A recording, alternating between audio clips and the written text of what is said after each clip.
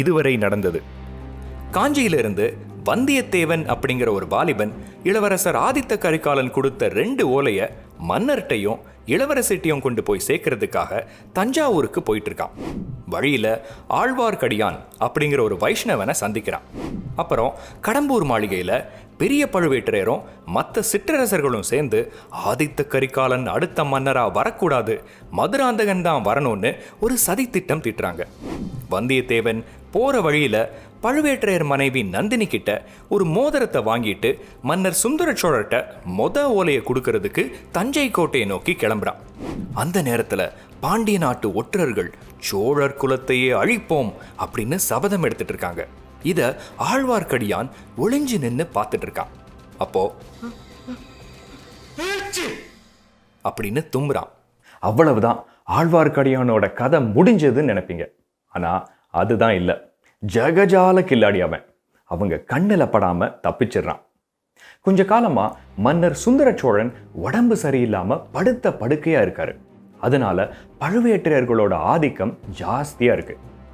இந்த மாதிரி ஒரு நேரத்துல வந்தியத்தேவன் சேந்தன் அமுதன் வீட்டில இருந்து கிளம்பி தஞ்சை கோட்டைக்கு போறான். அங்க நந்தினி கொடுத்த பனைமர சின்னம் போட்ட மோதிரத்தை காட்டின உடனே தஞ்சை கோட்டைக்குள்ள அவனை விட்டுடுறாங்க. யாரு கண்ணுலையும் படாம நேரா மன்னரை பார்த்து ஓலையை கொடுத்துட்டு கிளம்பிடணும்னு நினைக்கிறான் வந்தியத்தேவன். ஆனா போற வழியில சின்ன பழுவேட்டரையர் அவனை பார்த்துடுறாரு. கடம்பூர் மாளிகைக்கு வந்தாரே பெரிய பழுவேட்டரையர், அவரோட தம்பி தான் இவர். என்ன தம்பி, எங்கே போய் கொண்டிருக்கிறீர்? அது ஒண்ணுமில்லை, நான் காஞ்சியிலிருந்து வருகிறேன். சுந்தர சோழரிடம் இந்த ஓலையை கொடுக்கணும். அப்படியா? சரி, என்னிடம் கொடு, நானே கொடுத்து கொள்கிறேன். ஐயையோ, அவரிடம் நேரில் கொடுக்க வேண்டுமென்று பெரிய பழுவேட்டரையர் உங்கள் அண்ணன் தான் சொன்னார். பெரிய பழுவேட்டரையர் தான் கொடுக்க சொன்னார்னு அடிச்சு விடுறான். அண்ணன் எதுக்கு அப்படி சொல்லியிருப்பாருன்னு ஒரு நிமிஷம் யோசிச்சுட்டு அந்த ஓலையை வாசிச்சு அவங்கிட்டேயே திருப்பி கொடுக்கிறாரு சின்ன பழுவேட்டரையர். அப்பாடி பிழைச்சேண்டா சாமின்னு நினைச்சிட்டு வந்தியத்தேவன் ஒரு வழியா ஓலையை மன்னர் சுந்தர சோழன்ட்ட கொடுக்குறான். அந்த ஓலையில ஆதித்த கரிகாலன் அவரோட அப்பா அம்மாவுக்காக காஞ்சியில ஒரு பொன் மாளிகை கட்டி இருக்கிறதாவும் அவங்கள உடனடியா வர சொல்லியும் போட்டிருக்காரு. அப்போ வந்தியத்தேவன் சுந்தர சோழன் கிட்ட மெதுவா அபாயம் அபாயம் அப்படின்னு சொல்றான். இத பின்னாடி இருந்து கேட்ட சின்ன பழுவேட்டரையர், என்ன தம்பி, ஏதோ அபாயம் என்று சொன்னாய் அப்படின்னு கேட்கிறாரு. அதுக்கு வந்தியத்தேவன், அட, நான் எங்கே அபாயம் என்று சொன்னேன்? அபயம் அபயம், நாங்களும் ஒரு காலத்தில் அரச குலம்தான், எங்கள் நாட்டையும் மீட்டு தாருங்கள் என்றல்லவா சொன்னேன், நீங்கள் வேறு அப்படின்னு எதையோ சொல்லி மழுப்புறான். அப்போ சுந்தர சோழன், நான் பொன் மாளிகைக்கெல்லாம் போகலன்னு சொல்லிட்டு 2 இளவரசர்களுக்கும், அதாவது காஞ்சியில இருக்கிற ஆதித்த கரிகாலனுக்கும் இலங்கையில இருக்கிற அருள்மொழிக்கும் ஒரு ஓலை அனுப்பி உடனே தஞ்சைக்கு வர சொல்லணும்னு சின்ன பழுவேட்டரையர்கிட்ட சொல்றாரு. அவங்க கிட்ட ஒரு முக்கியமான விஷயம் பேசணும்னு, அது வரைக்கும் இந்த வாலிபன் இங்கேயே தங்கி இருக்கட்டும்னு சொல்றாரு. சின்ன பழுவேட்டரையரும் அவரோட அரண்மனையில வந்தியத்தேவனை தங்க வைக்கிறாரு. ஆனா அவருக்கு வந்தியத்தேவன் மேல ஒரு சந்தேகம் இருந்துட்டே இருக்கு. வந்தியத்தேவனுக்கோ மனசுல பயம். ஆஹா, நாம் வேறு பெரிய பழுவேற்றையர் தான் ஓலையை நேரில் கொடுக்க சொன்னார் என்று பொய் சொல்லி இருக்கிறோம்.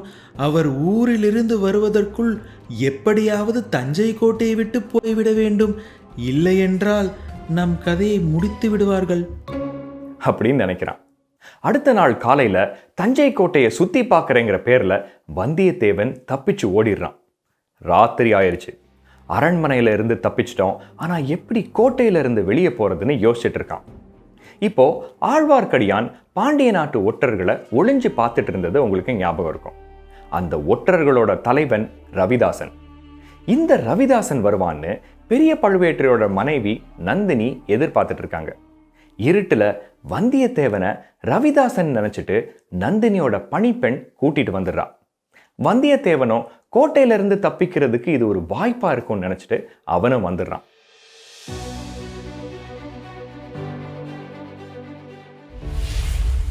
ரவிதாசனுக்கு பதிலா வந்தியத்தேவனை பார்த்ததுல நந்தினிக்கு அதிர்ச்சி. ஆழ்வார்க்கடியான் ஏதோ சொல்லச் சொன்னான் என்று சொன்னாயே, என்ன விஷயம்? அவங்களோட வசீகரமான குரலையும் மயக்கும் அழகையும் பார்த்து ஒரு நிமிஷம் தன்னையே மறக்கிறான் வந்தியத்தேவன். அதுக்கப்புறம் அதிலிருந்து வெளியே வந்து, ஐயோ, நீங்கள் வேறு, என்னை சின்ன பழுவேற்ற ஆட்கள் துரத்துகிறார்கள் அப்படின்னு சொல்றான். நந்தினிக்கு கவலை.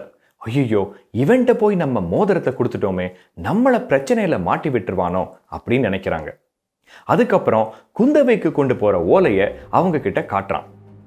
இளவரசி குந்தவை பிராட்டிக்கு இவனிடம் நீ எந்தவித ரகசிய வேலையையும் நம்பி கொடுக்கலாம்.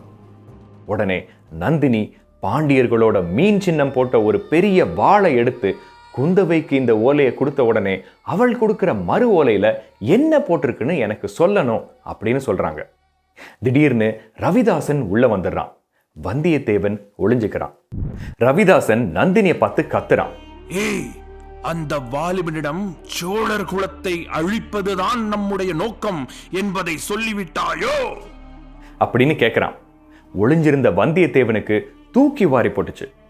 என்னது, நந்தினியும் இவங்க கூட சேர்ந்து சோழ ராஜ்யத்தை அழிக்க போறாங்களா அப்படின்னு நினைக்கிறான். அப்போ நந்தினி, அதெல்லாம் ஒன்றுமில்லை. நீ அவன் பின்னாலேயே பழையாறைக்கு போய் குந்தவை தரும் மறு ஓலையை வாங்கிவிட்டு வா. தப்பிக்க பார்த்தானெனில் அவனது உயிரை எடுத்துவிடு. இதை கேட்ட வந்தியத்தேவன் அங்கிருந்து ஓட்டம் பிடிக்கிறான். அப்போ ரவிதாசன் நந்தினி கிட்ட ஒரு பிளாஷ்பேக் சொல்றான். நீ பழசெல்லாம் மறந்துட்டேன்னு நினைக்கிறேன். 3 வருஷத்துக்கு முன்னாடி நம்ம மன்னர் வீரபாண்டியன் ஆதித்த கரிகாலன் கையால கொல்லப்பட்டாரு.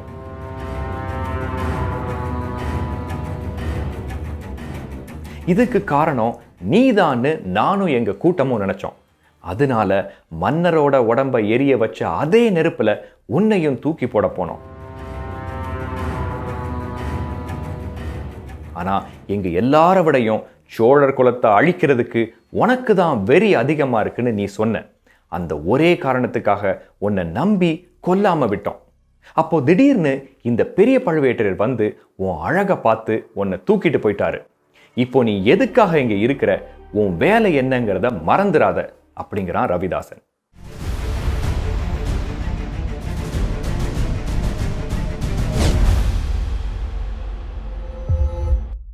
அந்த நேரத்துல ஏதோ ஒரு சத்தம் கேட்குது. பெரிய பழுவேட்டரையர் ஊர்ல இருந்து வந்துடுறார். உடனே ரவிதாசன் அங்கிருந்து கிளம்பிடுறான். உள்ள வந்த உடனே பெரிய பழுவேட்டரையர் சின்ன பழுவேட்டரையரை பார்க்க போறாரு. இவங்க 2 பேரும் இணை பிரியா சகோதரர்கள்னு பேர் எடுத்தவங்க. பெரிய பழுவேட்டரையர் கடம்பூர் மாளிகையில நடந்த ரகசிய கூட்டத்துல என்ன முடிவெடுத்தாங்கன்னு அவரோட தம்பிக்கு சொல்றாரு. அதே மாதிரி சின்ன பழுவேட்டரையர், அண்ணா, நீங்க அனுப்பின அந்த வாலிபன் அரண்மனைக்கு வந்து சுந்தர சோழன்ட்ட ஒரு ஓலையை கொடுத்தான். அப்புறம் மன்னர் 2 இளவரசர்களையும் உடனே தஞ்சைக்கு வர சொல்லியிருக்காரு அப்படின்னு சொல்றாரு சின்ன பழுவேட்டரையர். அதை கேட்ட உடனே பெரிய பழுவேட்டரையருக்கு பயங்கரமா கோபம் வருது. நான் எப்போதடா அந்த வாலிபனை அனுப்பினேன்? அவனை சிறைபிடிக்காமல் இப்படி ஏமாந்து விட்டாயேடா மூடனே அப்படிங்கிறாரு. அதுக்கு சின்ன பழுவேட்டரையர், என்னது, நான் மூடனா? அப்படின்னா பழுவேட்டரையர் மோதிரம் அந்த வாலிபன்ட்ட எப்படி வந்துச்சுன்னு கேட்கிறாரு. வேற யாரா இருக்கும்? கூடவே வச்சிருக்கீங்களே ஒரு விஷம் கொண்ட நாகப்பாம்பை, அவதான் அவனுக்கு கொடுத்திருப்பான்னு அவரே சொல்றாரு. தன்னோட மனைவிய விஷப்பாம்புன்னு சொன்ன உடனே பெரிய பழுவேட்டருக்கு பயங்கரமா கோபம் வந்து அங்கிருந்து கிளம்பிடுறாரு. வேகமா நந்தினியை பார்க்க போறாரு. வர்ற வேகத்தை பார்த்த உடனே நந்தினிக்கு தெரியுது ஏதோ ஒரு பிரச்சனை காத்திருக்குன்னு. உடனே தந்திரமா முகத்தை திருப்பி வச்சுக்கிட்டு அவங்களும் கோபமா இருக்கிற மாதிரி காட்டிக்கிறாங்க. உங்கள் மீது நான் கோபமாக இருக்கிறேன். நீங்கள் சென்று 4 நாட்களாகிறது. நேராக என்னை வந்து பார்க்காமல் உங்கள் தம்பியிடம் செல்கிறீர்கள். இதை கேட்ட பெரிய பழுவேட்டரையர் அப்படியே குழஞ்சு போய், கண்ணி, உன்னை முதலில் பல்லக்கிலும் மதுராந்தகனை சுரங்கப்பாதை வழியாகவும் பத்திரமாக அழைத்து வந்தேன். எல்லாம் உன் திட்டப்படிதானே. கல்யாணம் ஆகி ஒரு நாள் கூட பெரிய பழுவேட்டரையரை நந்தினி நெருங்க விடல. அது எதுக்காகனா அவங்களோட விரதம் இன்னும் முடியலங்கிறாங்க. உங்களை மதிக்காத இளவரசி குந்தவையும் சுந்தர சோழரோட வாரிசுகளும் சோழ நாட்டை ஆளக்கூடாது, அப்போதான் என்னோட விரதம் முடியும் அப்படின்னு சொல்றாங்க. இப்போதான் புரியுது கடம்பூர் மாளிகையில நடந்த சதி கூட்டத்துக்கு பின்னால இருக்கிறது நந்தினின்னு.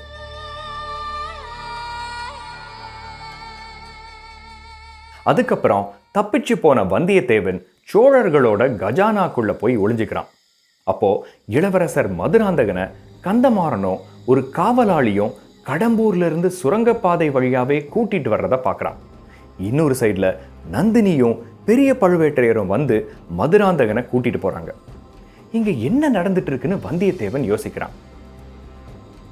கந்தமாறன் மதுராந்தகனை விட்டுட்டு திரும்ப புறப்படும் போது பெரிய பழுவேட்டரையர் அந்த காவலாளிட்ட ஏதோ ஒரு சைகை காட்டிட்டு போறாரு.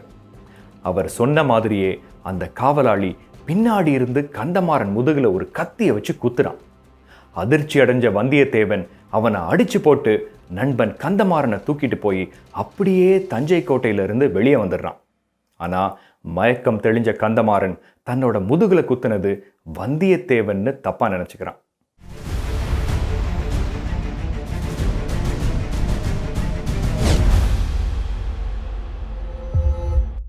அவனை தோள்ல தூக்கிட்டு வந்தியத்தேவன் சேந்தனமுதன் வீட்டுக்கு வந்து சேர்றான். அங்க பார்த்தா சேந்தனமுதன் வீட்டு தோட்டத்தை எல்லாம் யாரோ அழிச்சிருக்காங்க. வந்தியத்தேவனை தேடி பழுவேற்றையர் ஆளுங்க வந்து இப்படி பண்ணிட்டதா சேந்தனமுதன் சொல்றான். கந்தமாறனுக்கு வைத்தியம் பார்க்க சொல்லி அவனை அங்க விட்டுட்டு வந்தியத்தேவன் பழையாறைக்கு கிளம்புறான் அந்த 2வது ஓலையை கொடுக்கறதுக்கு. ஆனா அடுத்த நாள் காலையில வந்தியத்தேவனுக்கு இன்னும் ஒரு பெரிய பிரச்சனை காத்திருக்கு. தெருக்கள்ல தண்டோரா அடிக்கிறாங்க. காஞ்சியிலிருந்து ஒரு ஒற்றன் காவலர்களை மீறி தஞ்சை கோட்டையை விட்டு தப்பிவிட்டான். சம்புவராயர் மகன் கந்தமாறனையும் முதுகில் குத்தி ஓடிவிட்டான். அவனை பிடித்துக் கொடுப்பவர்களுக்கு தக்க சன்மானம் வழங்கப்படும் அப்படின்னு சொல்றாங்க. சரி, இப்போ இளவரசர் ஆதித்த கரிகாலன் என்ன பண்ணிட்டு இருக்காருன்னு பார்ப்போம்.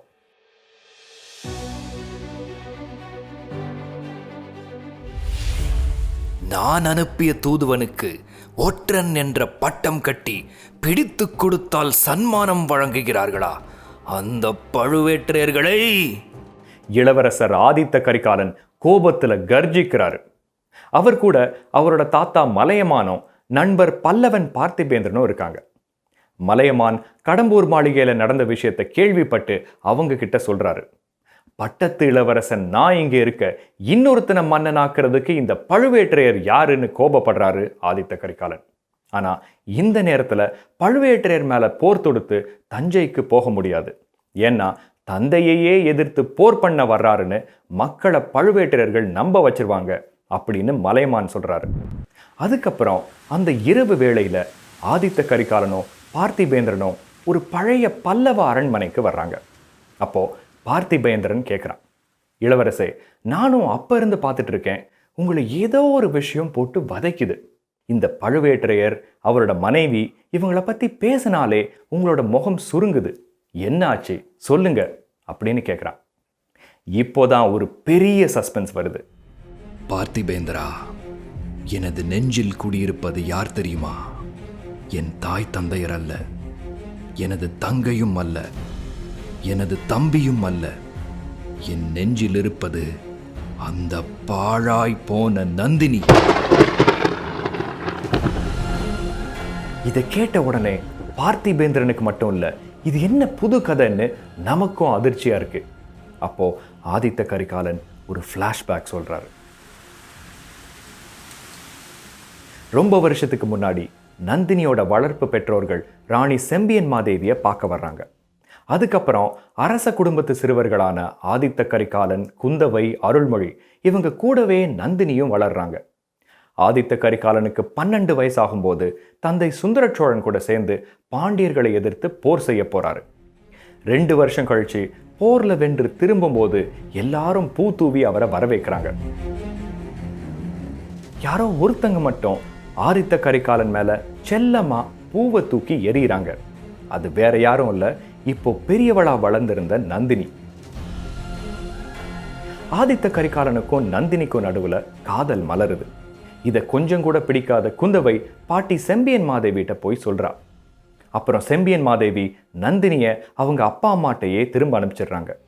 பல வருஷத்துக்கு அப்புறம் பாண்டியர்களோட மறுபடியும் போர் வருது.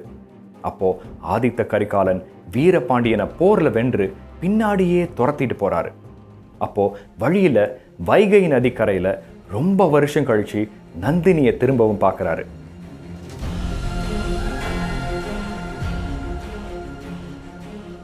அவங்க பின்னாடியே போய் வீட்டுக்குள்ள போய் பார்த்தா நந்தினி வீரபாண்டியனுக்கு அடைக்கலம் கொடுத்துட்டு இருக்காங்க. பழைய காதலி தன்னோட பரம எதிரி கூட இருக்கிறத பார்த்து அதிர்ச்சி அடைகிறாரு ஆதித்த கரிகாலன். அவர்கிட்ட நந்தினி, அவரை ஒன்றும் செய்து விடாதீர்கள், உங்களை கெஞ்சி கேட்கிறேன், அவர் என்னுடைய வருங்கால கணவர். இதை கேட்ட ஆதித்த கரிகாலனுக்கு ஒரு நிமிஷம் ஒன்றும் புரியல. என்னுடன் நேரடியாக மோதாமல் என் காதலை பறித்து என் முதுகிலேயே குத்திவிட்டாயேடா பாவி அப்படின்னு சொல்லி வீரபாண்டியனோட தலைய தன்னோட வாளால சீவிட்டு அந்த வீட்டை விட்டு கிளம்புறாரு.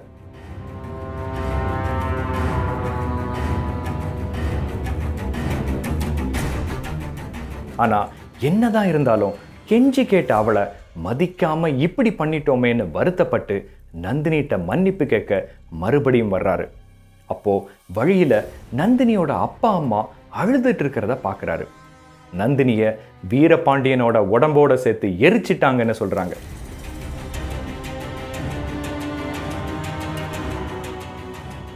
ஐயோ, எல்லாம் போச்சு அப்படின்னு ஆதித்த கரிகாலன் கிளம்புறாரு.